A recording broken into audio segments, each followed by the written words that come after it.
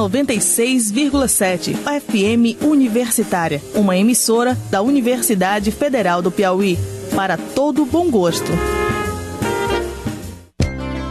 Dia 13 de abril no Bossa Nova e dia 28 de abril no Espaço Cultural Mamulengo, Assis Bezerra canta Gilberto Gil. Convidados: Edivaldo Nascimento, Rubens de Figueiredo, Fifi Bezerra, Dimas Bezerra, Moisés Bezerra e Ricardo Totti. Assis Bezerra canta Gilberto Gil, às 22 horas. Apoio Altec Studio e FM Universitária. Em Teresina, 11 horas e 31 minutos. Começa agora, na sua 96,7, Universitária Esportiva. Tudo sobre o mundo dos esportes, com destaque para o esporte amador. No ar, Universitária Esportiva.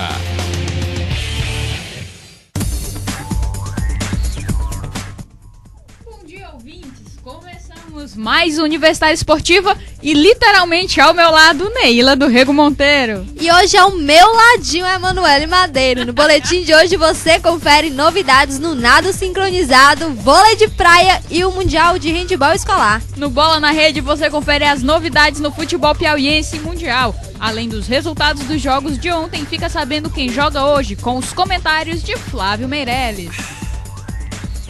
Continue sintonizado que o Universitário Esportivo está no ar.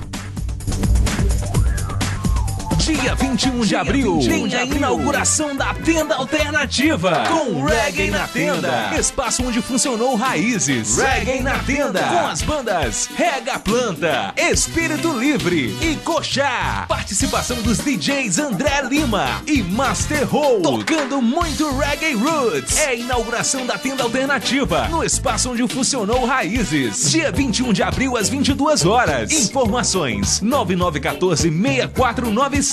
Apoio FM Universitária. Universitária Esportiva. Boletim Esportivo. Lara Teixeira e Nayara Figueira começaram bem na busca por uma vaga em Londres. O dueto brasileiro de nado sincronizado terminou o primeiro dia de disputa do pré-olímpico na 8ª posição, com 100 pontos a mais do que a França, que está na 9ª.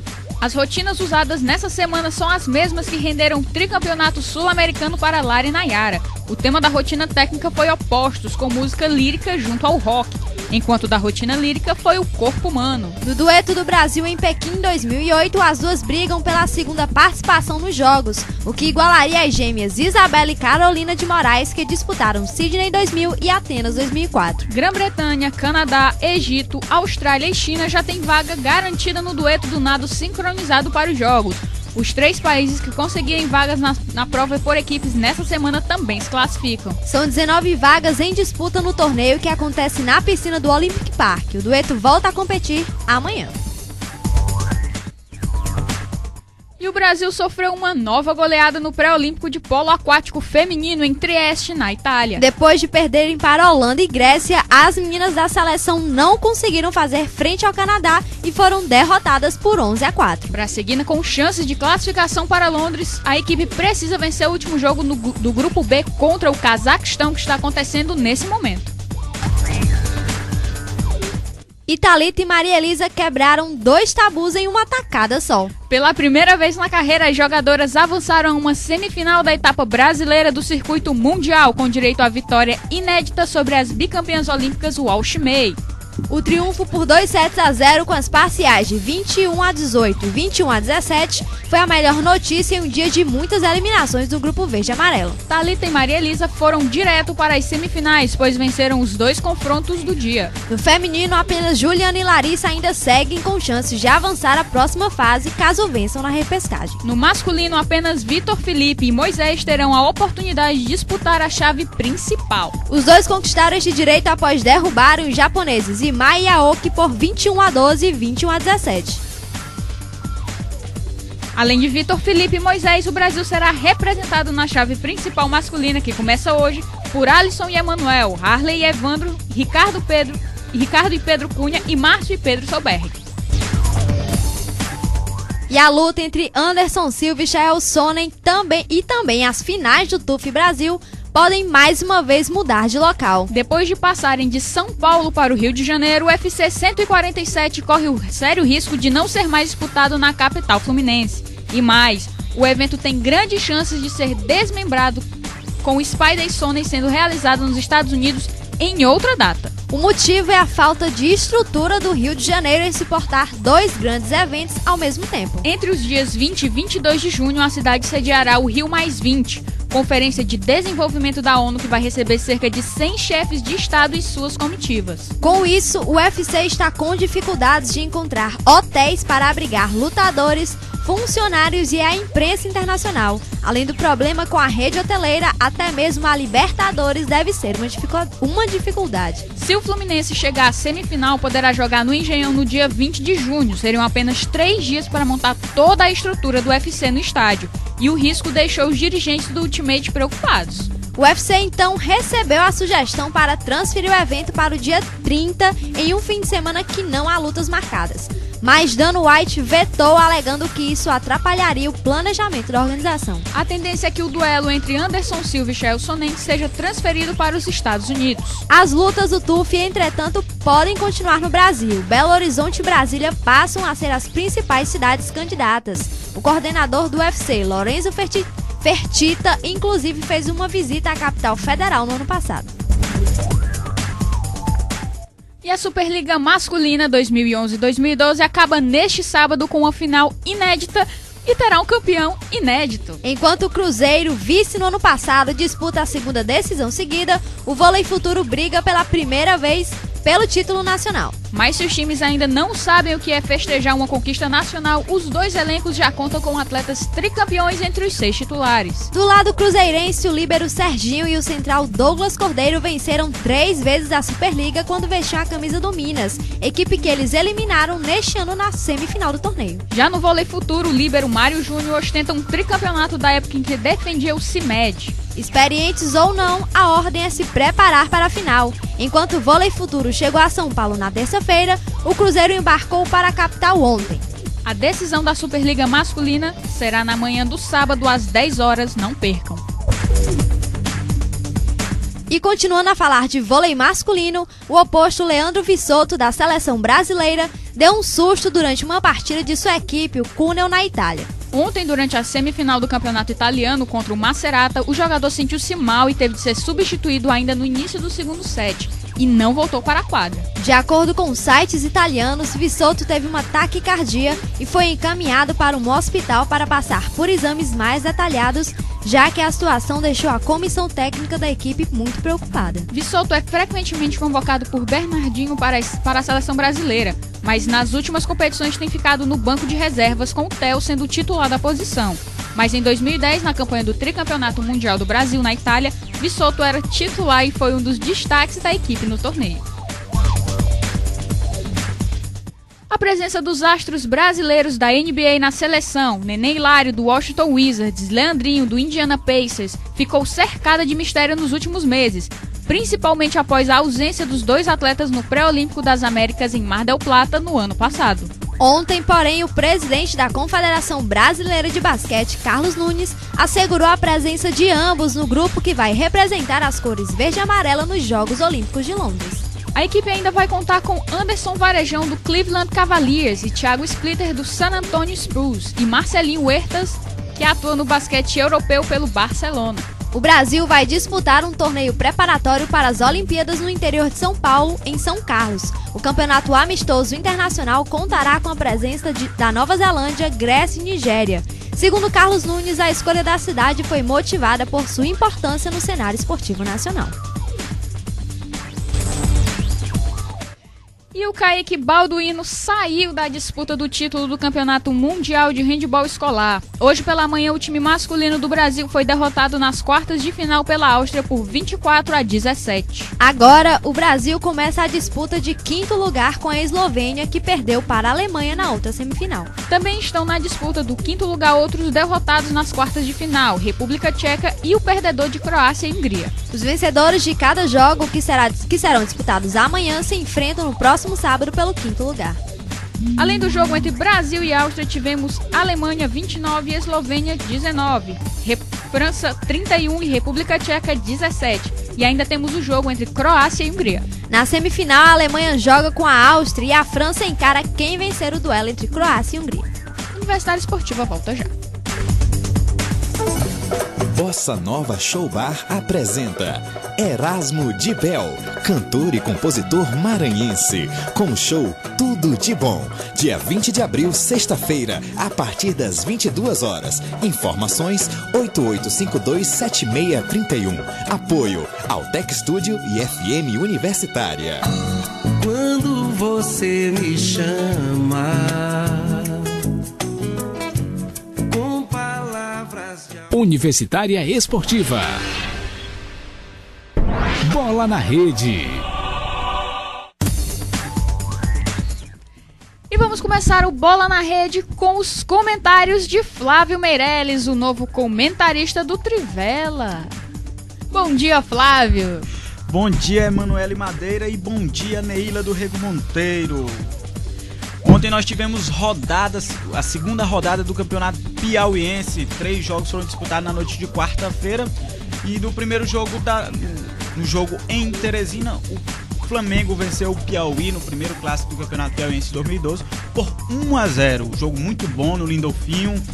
Teve Luiz Henrique, meia recém-contratado pelo Flamengo, junto ao Ceará, como melhor jogador em campo. Foi futebol insinuante, avançando muito bem pela ponta direita, depois que ele foi remanejado para o ataque com a saída precoce do Celton ainda no primeiro tempo.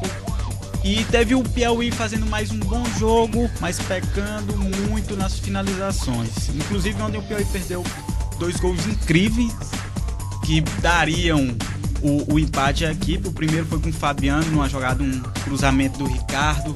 O Fabiano perdeu um gol debaixo da trave, daqueles que nem o David talvez perderia. Nesse campeonato não foi só o Fabiano, né? O Antônio Carlos, no primeiro jogo, na primeira rodada, protagonizou um lance incrível desse também embaixo do gol, embaixo da trave, perdendo o gol. Mas eu acho que o Piauí ainda tá dominando os gols incrivelmente perdidos. Sim, porque ainda teve o do Veloso ontem, depois de uma confusão, depois de uma cobrança de escanteio na área, confusão, e o Veloso botou a bola no travessão. Enfim, o Flamengo jogou pro gasto e pode comemorar muito esses 3 primeiros pontos na competição, porque o Piauí foi melhor, teve mais posse de bola e foi mais perigoso. Com o resultado de ontem, o Flamengo conquistou os 3 primeiros pontos no campeonato, assume a 4ª colocação do torneio. Já o Piauí coleciona sua 2ª derrota e ainda está atrás de seus primeiros pontos. Né? Ontem nós falamos com o pessoal, tanto o Luiz Henrique estreou, fez uma bela dupla com o Darlan, desculpa. E que promete ser uma bela dupla aí, porque logo após a jogada do gol, eles fizeram a mesma jogada parecidíssima. Mas vamos escutar o que o técnico do Piauí, o Vando, disse a respeito do jogo, né? Solta aí, Ricardo. Não, cheguei semana passada, tô vendo do Ceará, e um garoto novo, bom de bola, tem tudo pra dar certo essa parceria.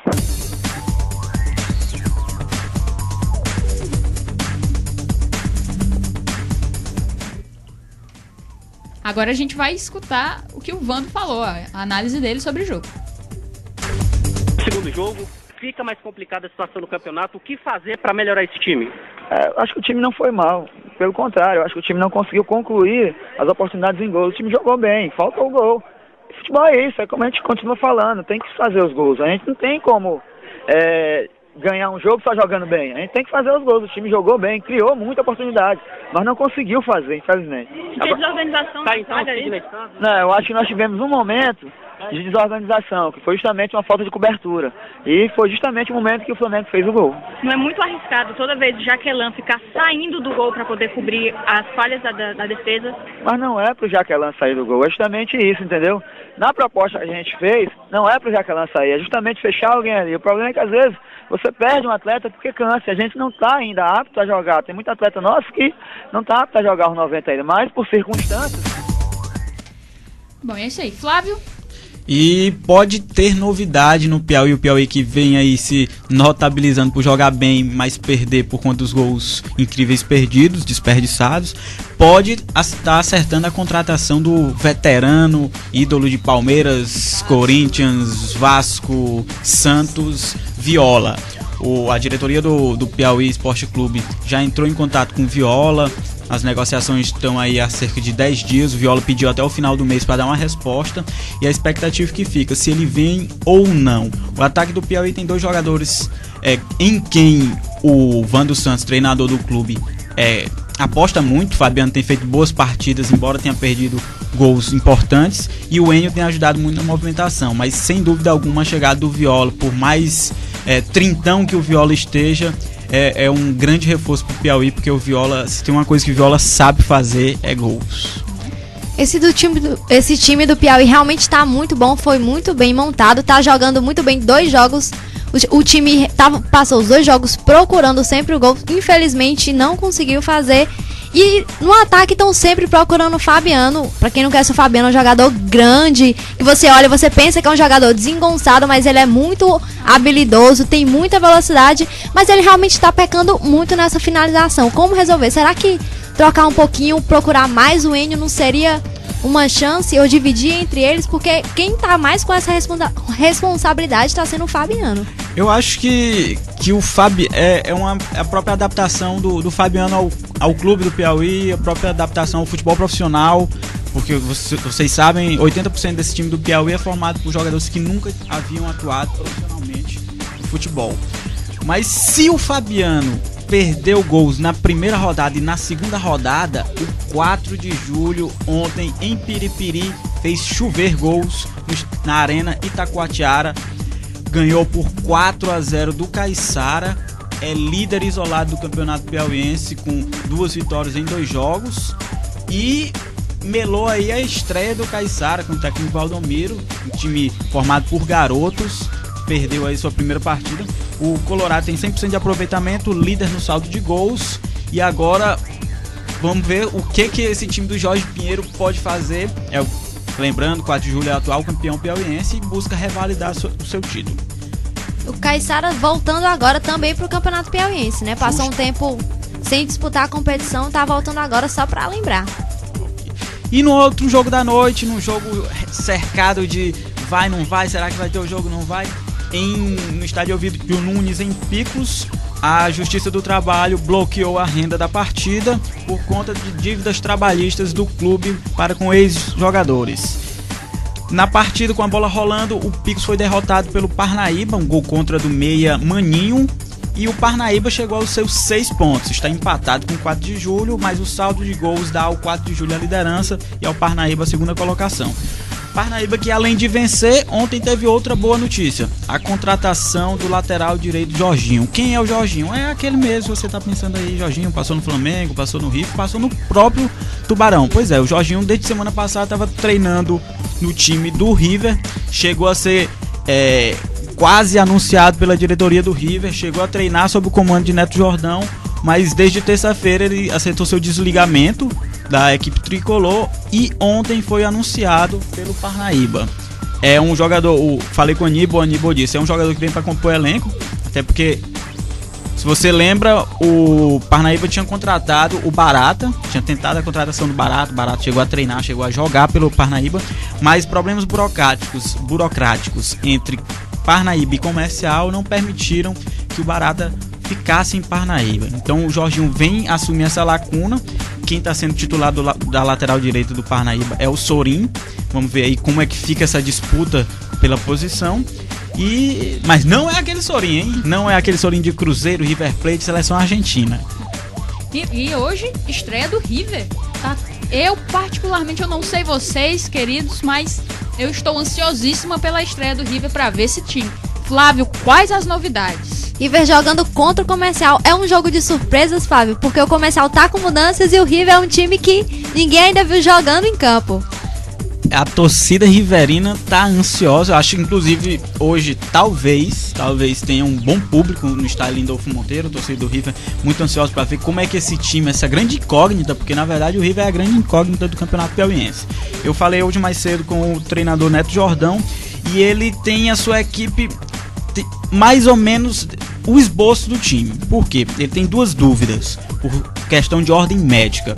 O meia Périx, que é um homem de confiança do próprio Neto Jordão, foi ele que pediu a contratação do Périx, e o atacante Gessé, os dois têm problemas, têm dores musculares e podem desfalcar o time na equipe, o time na estreia. Se os dois não puderem jogar, o Périx será substituído por Vitor Hugo e o Gessé será substituído por Ednei. Ou seja, o provável time titular do River para hoje seria: no gol, Elias, que chegou do futebol pernambucano; lateral direita, Jair; a zaga teria Nego e Laércio; e a lateral esquerda, Marcelo. No meio de campo, Didi, ex-Comercial; Rogério, Marcinho e Péricles ou Vitor Hugo, dependendo das condições físicas do Péricles. E no ataque, Crislan e Gessé. Se Gessé não puder jogar, quem entra é o garoto da base, Ednei. No Comercial, também há dúvidas quanto à escalação.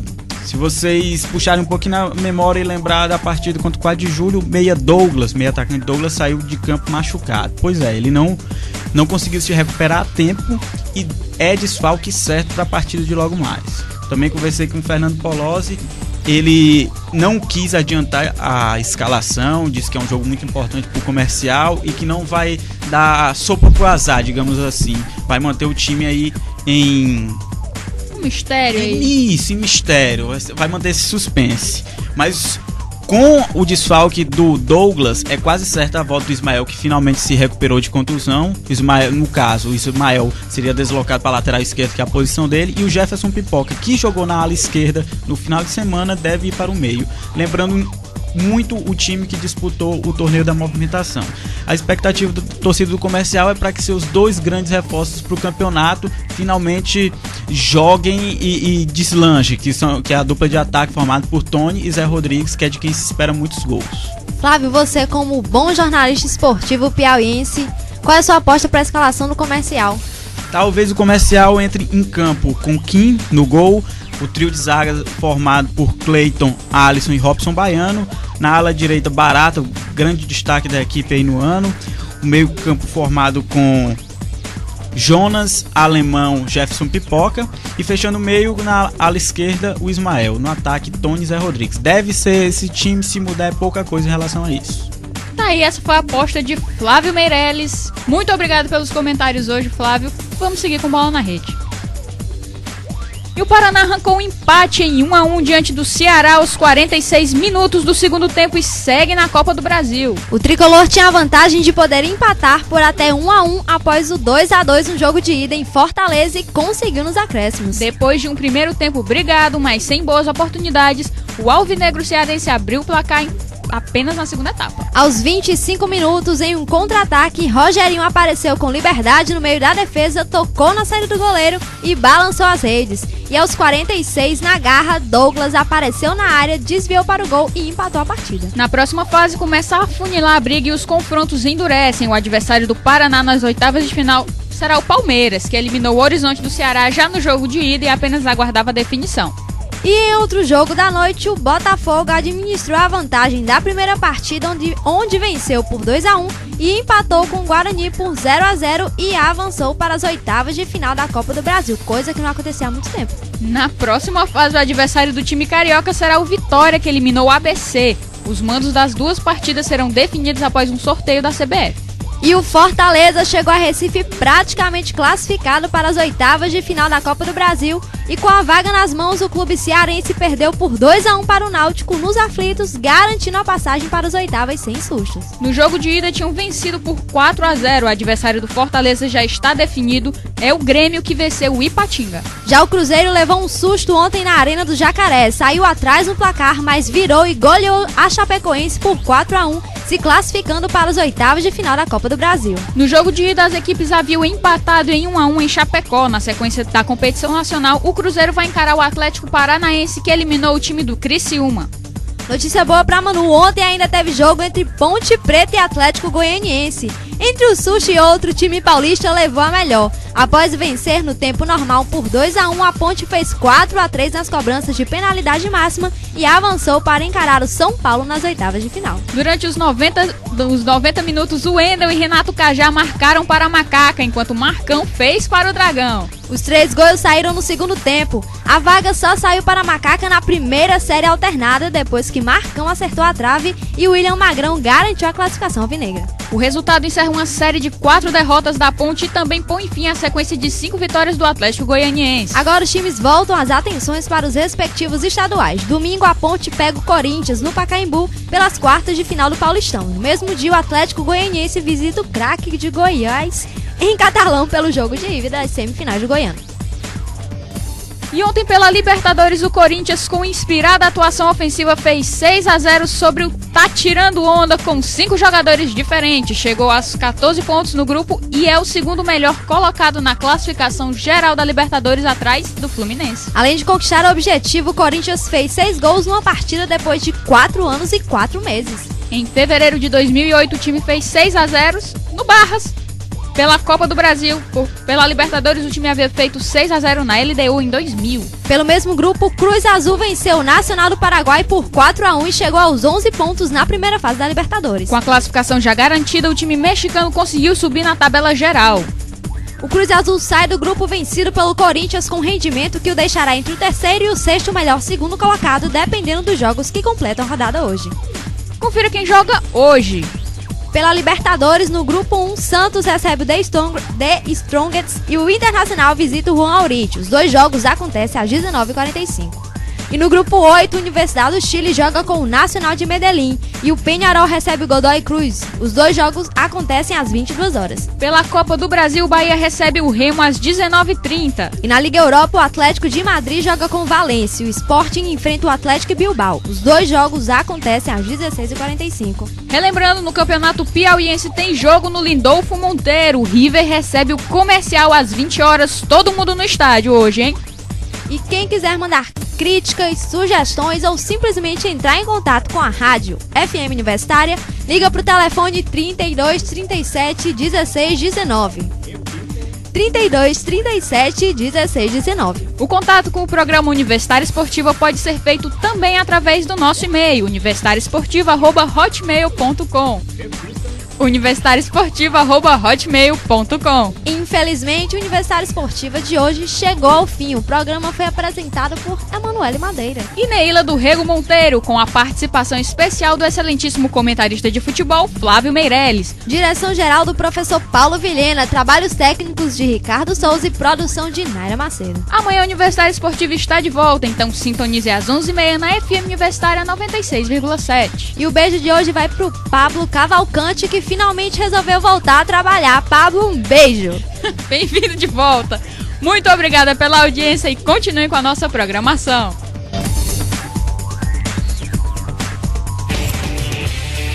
Você ouviu Universitária Esportiva. Obrigado pela audiência e continue na nossa programação.